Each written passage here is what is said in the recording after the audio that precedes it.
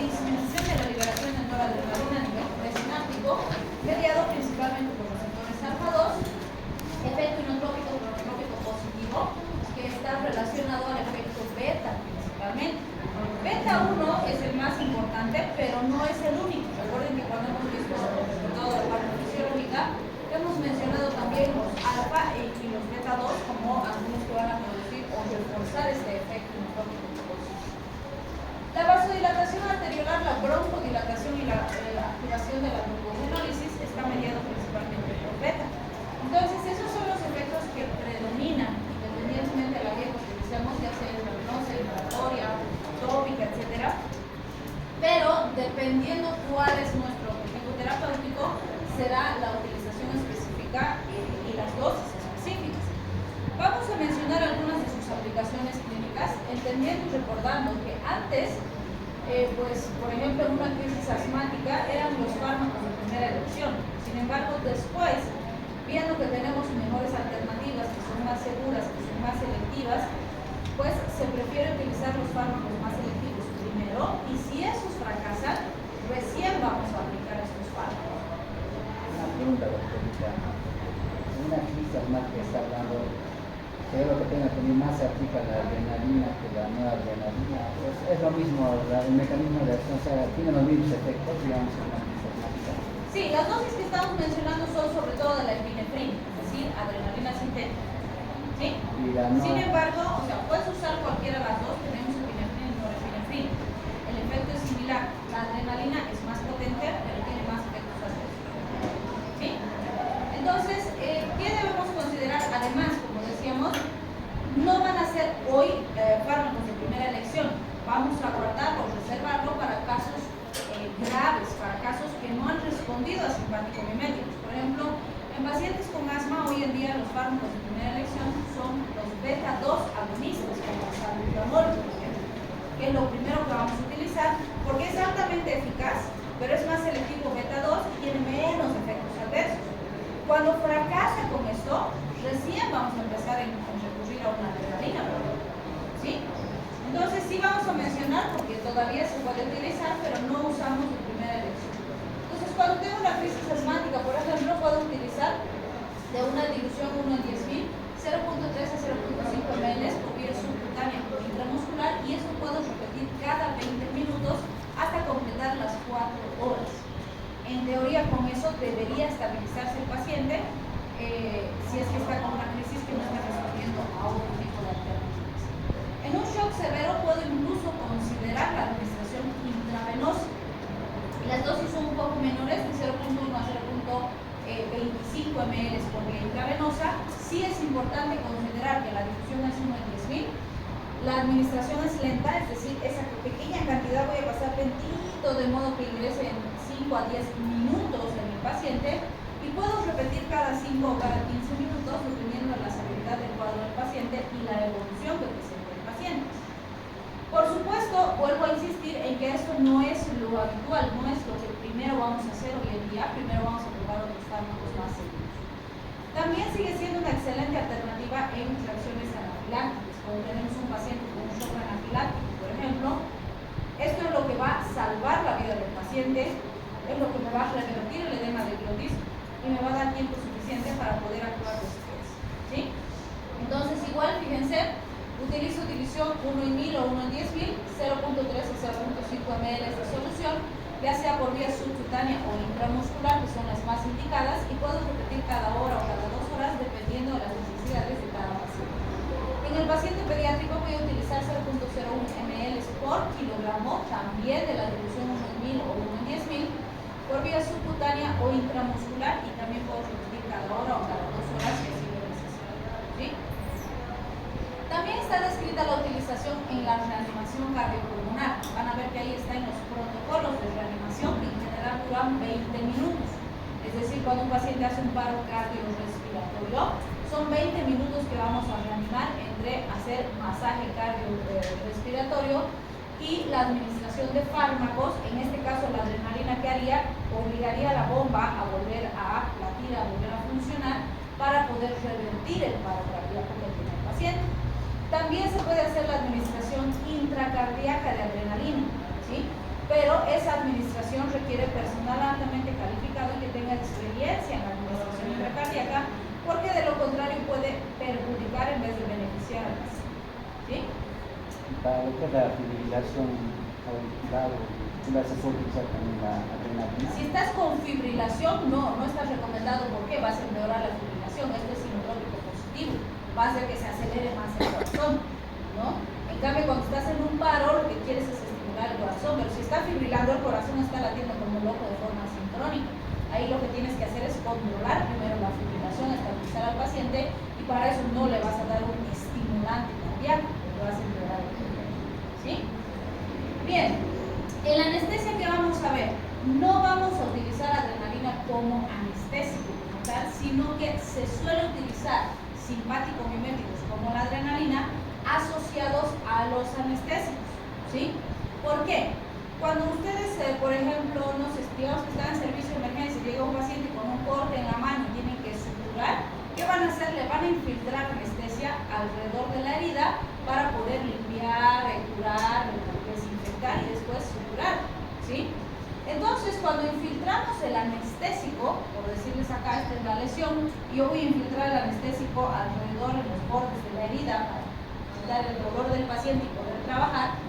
Entonces, ¿de qué depende el efecto del anestésico? De que el fármaco se concentre en el tejido donde estoy infiltrando y el paciente ya no perciba dolor. ¿Sí? Además, mientras el anestésico permanezca en ese tejido, voy a bloquear el dolor. Cuando el anestésico se distribuye hacia la periferia, ya no va a haber efecto y el paciente va a volver a sentir dolor. ¿Sí? Entonces, ¿qué es lo que se ha visto? Que si yo este anestésico, cuando lo estoy infiltrando, le asocio un vasoconstrictor, porque eso es lo que van a hacer estos fármacos, entonces yo deposito el anestésico y los vasitos se cierran. ¿Qué va a permitir eso? Número uno, que el anestésico se concentre más rápido en el sitio donde necesito. Por lo tanto, el efecto anestésico aparece más rápido. ¿Sí? Número dos, como esto está cerradito, va a tardar más tiempo en distribuirse este anestésico hacia la parte periférica. ¿Qué me va a permitir eso? Que tenga más tiempo para poder trabajar en el sitio de la lesión con el efecto anestésico mantenido. ¿Sí? Y además, como esto va a tardar más en distribuirse hacia la parte sistémica por los vasos sanguíneos, entonces los efectos adversos van a tardar más en aparecer y cuando aparecen son menos intensos. ¿Sí? Y esa es la razón por la que van a ver que cuando estoy infiltrando el anestésico, siempre voy aspirando. Si han hecho infiltración, les han debido decir, no, que siempre para infiltrar tengo que aspirar. ¿Por qué? Porque tengo que verificar que no estoy en un vaso sanguíneo. Porque si le meto el anestésico directo al vaso sanguíneo, le puedo producir un paro cardíaco al paciente. ¿Sí? Entonces, son grandes los beneficios, pero como todo en medicina, no se puede aplicar en todos los sitios. ¿Qué quiere decir eso? Que van a haber lugares donde no se debe usar esa asociación del anestésico con el vasoconstrictor. Son 4 que no se tienen que olvidar: los pulpejos de los dedos, la punta de la nariz, el lóbulo de la oreja y la punta del pene. ¿Sí? ¿Por qué? Porque estos son sitios de irrigación terminal. Y si produzco ahí vasoconstricción, puedo originar necrosis y después necesitar amputar. ¿Sí? Entonces, el anestésico como el vasoconstrictor es muy útil, pero nunca en esos 4 territorios. ¿Sí? Muy bien. ¿Por qué te has ruido de la punta del pene?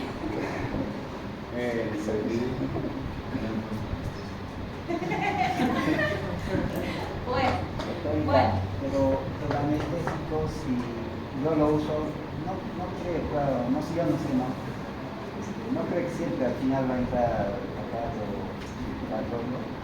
Claro, por supuesto. Por eso siempre les digo, o sea, no somos impermeables, jamás, en ningún compartimiento. Por lo tanto, independientemente de donde tú pongas el fármaco, tarde o temprano se va a distribuir a nivel sistémico y de eso también dependen los efectos adversos.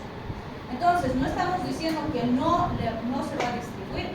El punto es la cantidad y el tiempo que va a tardar en distribuirse. No es lo mismo que tú agarres y ¡ping!, lo metas en vena y rapidito va a llegar al corazón, a que se vaya absorbiendo, pasando por planos desde el tejido que tú has infiltrado y que se vaya distribuyendo poco a poco y en pequeñas cantidades se vaya distribuyendo al organismo.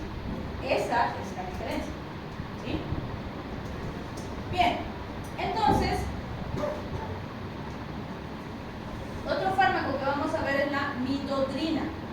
La midodrina, fíjense, es agonista alfa 1. ¿Qué quiere decir? Que ya es más selectivo, porque los anteriores hemos dicho todos son los alfa, todos los beta. Este solo alfa. Y además de los alfa, alfa 1. Entonces, ¿qué implica eso? Como hemos dicho en generalidades, más selectividad, menos efectos adversos. ¿Sí? Alfa, como es predominante en vasos sanguíneos, su función principal va a ser vasoconstrictor. Pero también sabemos que hay buena distribución de alfa, por ejemplo, en la vejiga, ¿no es cierto? Entonces, eso nos ayuda a recordar fisiológicamente dónde va a ser su aplicación. Una de las situaciones en las que se usa mucho por esa contracción de los vasos sanguíneos es la hipotensión ortostática. La pregunta será, ¿qué es la hipotensión ortostática? ¿Cuál es su diferencia con la hipotensión clásica o convencional? ¿O es lo mismo? Será en ciertos tiempos. ¿Cuáles tiempos? No hay los tiempos de la hipotensión ortostática. Explica. O sea, no es continua. No es continua. Entonces, ¿cuándo aparece? Si no es continua. Hasta donde entiendo, hipotensión ortostática no es necesariamente ligada al volumen, porque puede haber también hipotensión por reducción de volumen, o sea, por poco volumen, pero en este caso el volumen está bien, solo que el flujo de la sangre está parado, o sea, no es constante. Por eso, no sé, pues, No se olviden que yo siempre les pregunto el por qué, porque si saben el por qué, de verdad saben la enfermedad y van a hacer buen tratamiento. ¿Sí? Porque tienen que entender el por qué es diferente. Entonces, estabas muy bien en decir que el problema aquí no es volumen. ¿Sí? El problema es una pérdida de la respuesta de adaptación al cambio postural.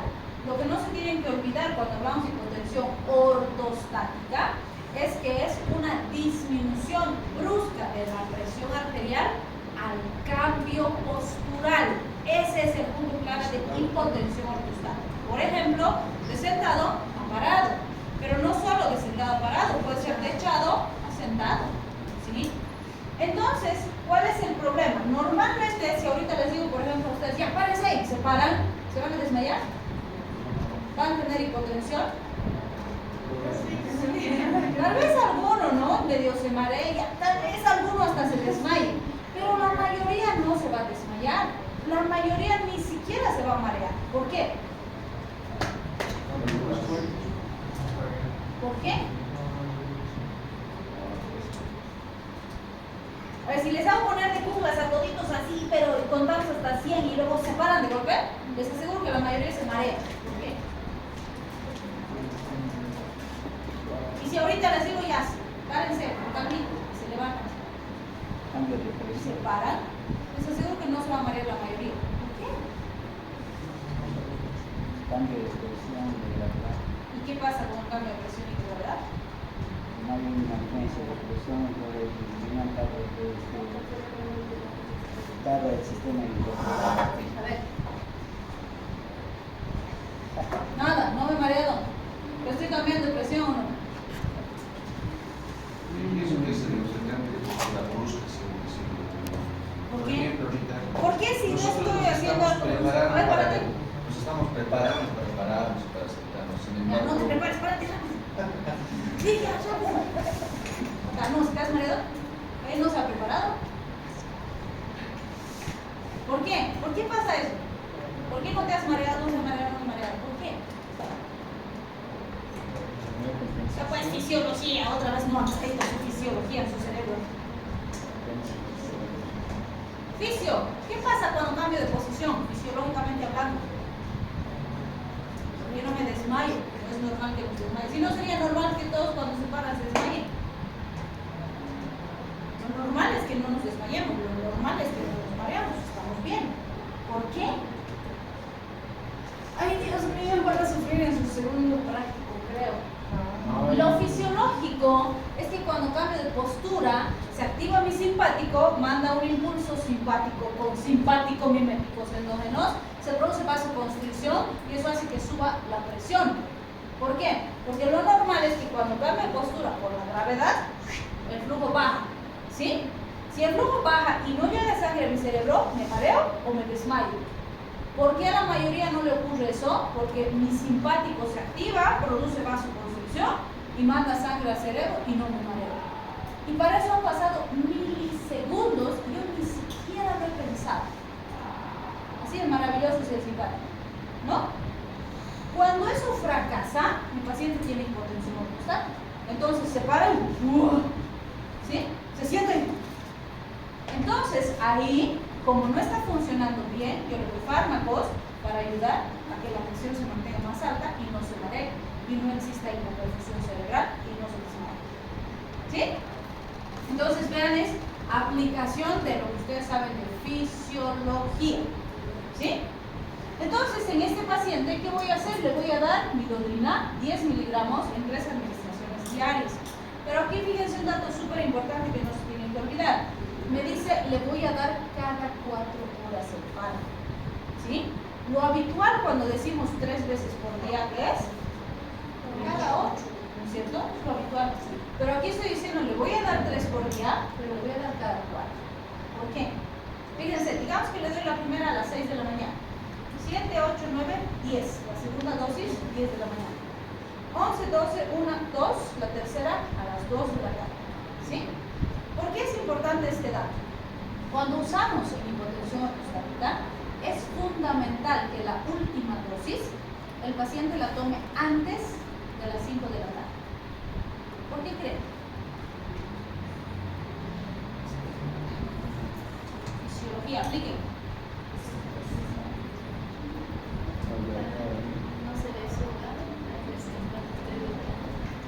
Muy bien. ¿Por qué? Si yo estoy de decúbito, mis presiones se igualan. No va a haber hipotensión. ¿Cuándo va a haber hipotensión? Cuando se levanta. ¿Sí? Entonces, ¿qué pasaría si mi paciente está descansando, dormidito en su camita, sus presiones están niveladas y sus vasos están contraídos? ¿Qué puede pasar con su presión? Va a subir, pues. ¿Y necesito que suba de noche? No. Si sube de noche, se constituye en un factor de riesgo. ¿Sí? Entonces, necesito buen efecto de día, porque de día se va a mover, se va a parar, se va a agachar, va a trabajar. De día necesito efecto. De noche no necesito, porque es peligroso. Por eso le doy para que en el día esté bien medicado y en la noche no. ¿Sí? Entonces, vean, ese pequeño detallito tiene una fundamentación fisiológica. Bueno, en este caso, fisiológica. ¿Sí? Bien. Cuando usan incontinencia urinaria, las dosis son más bajitas. En general empiezo con 2.5, la mayoría se controla bien con 5 y puedo darle de 2 a 3 veces por hora. Sí es muy importante, o sea, normalmente el paciente con incontinencia no necesita efecto en la presión arterial. Entonces es muy importante medir la presión del paciente antes de iniciar el tratamiento y vigilar la presión durante el tratamiento, porque si él no tiene problema de presión, se me puede complicar por ahí. ¿Sí? En este tema, sería esos pacientes cardíacos los que tienen hipertropía, ellos no tienen esa hipotensión. Los pacientes cardíacos, los que tienen. O sea, si es cardiópata tendrás que ver. En general los cardiópatas, si son solo hipertensos, a largo plazo se convierten también en insuficiencias cardíacos. También aparecen arritmias, también aparece, qué sé yo, edemas. Entonces tienes que ir manejando dependiendo de lo que va presentando el paciente. Entonces hay que vigilar. Y obviamente siempre les digo que no hay recetas de cocina y medicina. No vamos a decir, sí, a todos los pacientes les vamos a dar 10 miligramos. No, es una guía. Pero en cada caso, dos cosas son las que comandan tu decisión terapéutica. Número 1, tu objetivo terapéutico. El fármaco que le estás dando tiene que alcanzar el objetivo por el cual estás dando. Si tu objetivo es que no tenga desmayos y lo estás consiguiendo, vas bien. Número 2, tus efectos adversos. Si estás consiguiendo tu objetivo, pero hay mucho efecto adverso, tienes que considerar o modificar la dosis o modificar el fármaco. ¿Sí? Si estás obteniendo tu objetivo y no hay efectos adversos importantes, efecto, mantiene su tratamiento. Por eso es que a todos los pacientes, siempre que les damos medicación, tenemos que hacer el seguimiento en el tiempo. Porque no es que le doy allá y me olvido, listo, que no venga más el paciente. No, tienes que hacer seguimiento, porque tú le estás dando una sustancia química que produce un impacto en el paciente.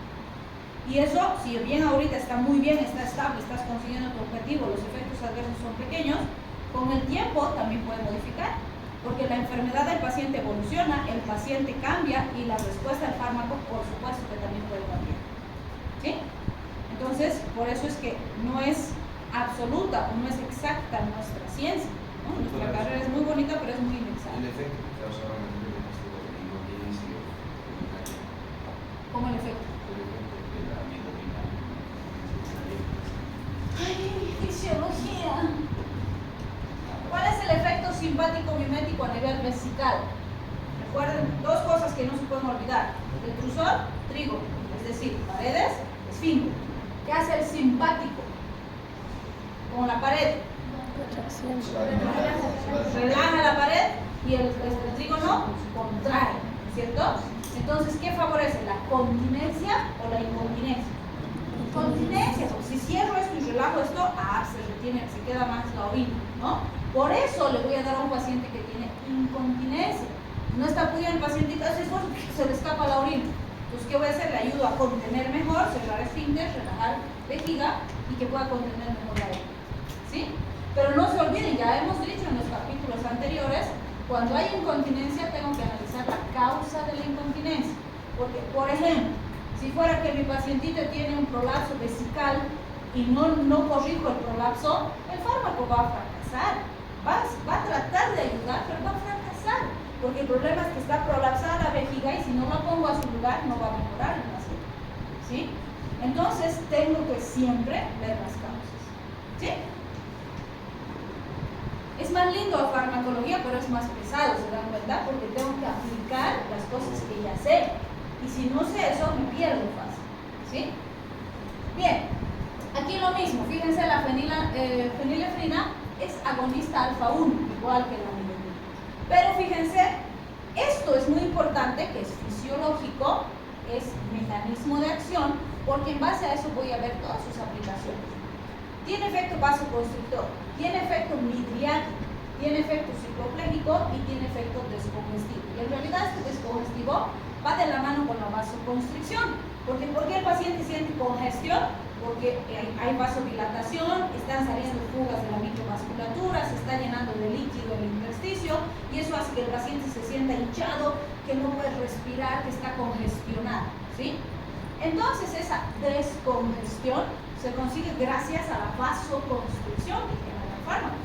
¿Sí? Y ahorita vamos a analizar por eso las aplicaciones. Entonces fíjense, por la vasoconstricción me sirve en pacientes con hipotensión aguda. Ha bajado la presión, entonces produzco vasoconstricción, me ayuda a subir la presión. ¿Sí?